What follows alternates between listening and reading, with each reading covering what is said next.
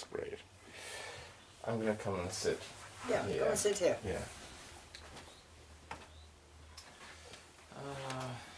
Now, let's talk a little bit about, we talked about servants the last time.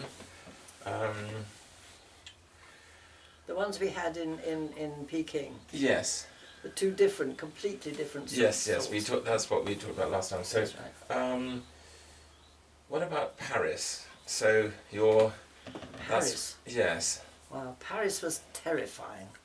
The thing is that when we were young, the one place which was the sort of height of fashion and expertise and social ability and things was not London, it was Paris. And there was Alan and myself, who quite frankly were not exactly socialites in the sense that Paris knew them, were being sent there as sort of representatives. Actually, we didn't go, thank goodness, we didn't go to the Paris embassy. We were part of NATO, the British contingent for NATO, which in those days was in Paris before it then moved to Brussels, which is a much better place for it to be than Paris, really.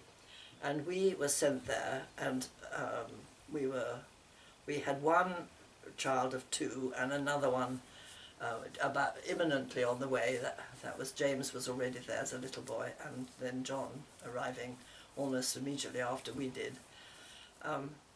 And I was a mother with very young children, joining a group with a very old-fashioned ambassador and an even more old-fashioned ambassador's wife.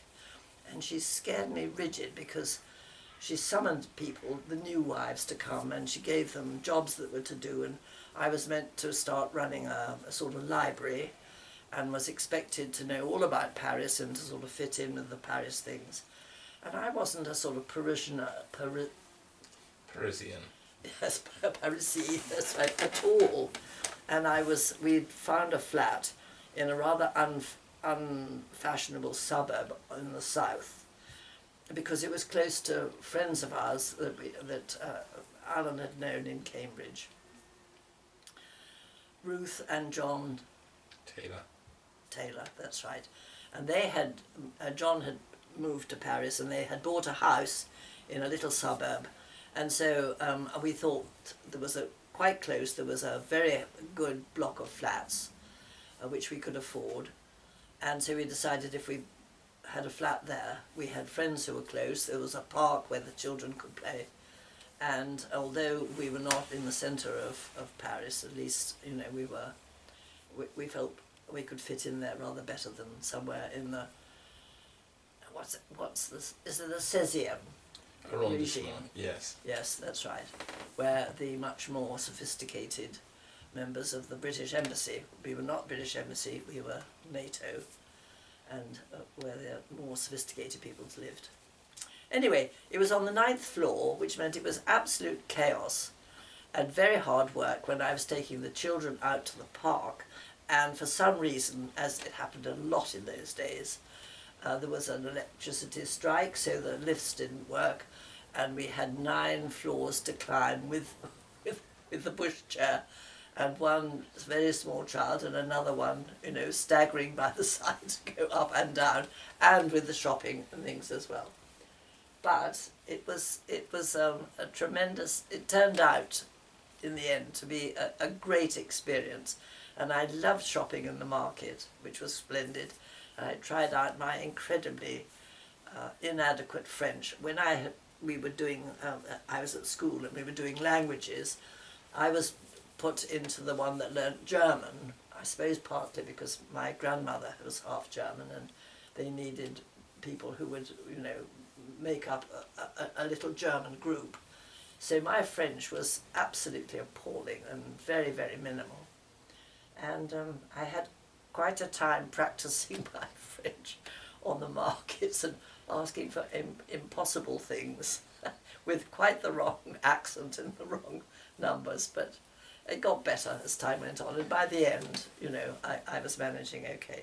And you were cooking. I mean, you were buying Yes. your own stuff. You had no servants. You were No, basically. no. I was doing it myself. Yes, that's right. Occasionally, if we had people who were going to come to dinner, oh, my first dinner party ever there in Paris, which was an absolute disaster. But if it came, and then you could have somebody who might come and actually perhaps put the dishes on the table, and you could sit there being a hostess. And our first dinner party, what did we have? It was avocado. Yes, that's right. I discovered avocado pears for the first time, but I didn't realise that they had to be ripe. I just thought these green things. I'd eaten a very nice avocado pear at somebody else's house. I thought, well, we'll start with avocado pears. And I didn't realise you had to feel them to make sure, quite sure that they were ripe. So when I came to open them, of course, it turned out that they were as hard as wood, and when we actually came to eat them, almost nobody could get a spoon through them. So that was the first disaster. The second one was a chicken dish, which I knew I could do well. That was fine, except that in the when I was cooking it, I don't think I was coping with the gas stove very well, and I turned up the gas unexpectedly, and a huge flame shot up, and I was bending over to make sure it was going to be all right, and the flame came up past my face and sheared off and burnt all the hair in the front of my face. And all the hair fell into the chicken dish, of course. So I thought, oh God, and it was too late. I mean, it was the morning or it was the afternoon or something before the dinner party. I thought, well, nobody will notice, you know, hair after all, it was edible, you know. The trouble is that I'm a terrible one for telling people disasters. And so when people arrived at the dining room, at our front door and came in and things, and we sat down and said, we started with the avocado pears, but actually none of us could really eat them because they were so unripe. And I said, I'm terribly sorry, I didn't realise, of course, that these aren't quite ripe. Never mind, we'll have the chicken. Oh, and I'd better warn you, the thing is that when and then of course being me, I told them the story about my hair. And so when I actually served them the chicken, which actually was delicious, they were poking about in it and saying, is this the chicken with your hair in it and things? So as you can imagine, as my first dinner party in France, it was not a great social success. But luckily they were friends and they laughed about it for the rest of the time when we were together in Paris. And was the front of your yes, hair... Yes, my hair was all frizzled in the front. So they could see the yes, evidence. And as they came like in, they said, oh, you've done your hair rather differently. I said, no, I'm afraid it burnt and it fell into the chicken, I'm afraid. I never learned to keep my mouth shut about disasters. So that was not a great success either. I've had several ones in Paris. And then in terms of recipes, you know, you've Yes. got a bundled book of handwritten recipes and all sorts of other things, which has been with you for Forever. 40 years. Yes, that's right. And are there some recipes in there, you know, which are special to you, or that Yes. were your old reliables that you could pull out whenever you needed to do something? Yes, there are. But the one that is my favourite one is one for Strown toffee. Do you know, Strown toffee was an absolute...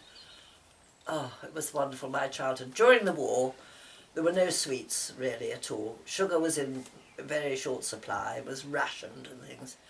But my family had made, my mother and her sisters had always made, when they were on holiday in Scotland, in Strown, part of Scotland where they used to go, something called Strown toffee. And very, very occasionally, if we saved up enough sugar from our ration, Tibble and Tangy, or Mum, would make Strown toffee. It was absolutely delicious. And so the recipe for that is there. And they wrote it by hand? Yes, and it is written in my mum's hand, Strown toffee. And that was the most precious recipe of all. I still got it. I don't make Strown toffee anymore, but I have made it in the past. And I think the family enjoyed it. Yes, we loved it. Yes, Yes. I still do. Good. And what about leek and potato soup? I mean, that must be your master. Yeah. That and your mince. Can you just talk a little bit about those? Those are the ones I remember. Well, I love leeks. I don't know when I first came across leek and potato soup, but it actually, I enjoyed it so much that I used to make it a lot for the children. I used to think that they enjoyed it. I've no idea really whether they really did, but I used to give it to them on all occasions, and particularly when they were going back to school. And there was one time when I seem to remember that I must have taken it in a thermos flask or something, because there was an incident with leek and potato soup on an aeroplane. Yes, that's right. Had I brought it in You had basically made it for us and bequeathed it to us on our flight back so we could have a little piece of home. Oh, that's that right. Soup, that was our chicken soup. If we had been Jewish, you know, we would have had chicken soup. For us, it was leek and potato soup. It always has been leek and potato soup. And it was in a sort of thermos flask. I put it down by Angus's or Alexander's feet, and he then kicked it over. Did it flood all across? It flooded across the whole of the footwell. No. So for the next 12 hours, the three of us were sitting there up to our ankles in congealing leek and potato soup. Yes. And your mince was a great staple as well. Do you remember? Yes, yes. In Woking, I sort of think. Did I always? Was I always doing mince there? Yes. Well, it was the easiest, and it went the furthest, and I've never been a great cook, I'm afraid, and so mince and leek and potato soup were the sort of staples of my children's childhood. Do you ever eat them now? Yes, you still. Do? Yes, oh, good. My favourite dishes. Of course. Kind boy. Let's stop there. Oh dear. Okay. Well, that's probably That's probably enough. Yeah. Yeah.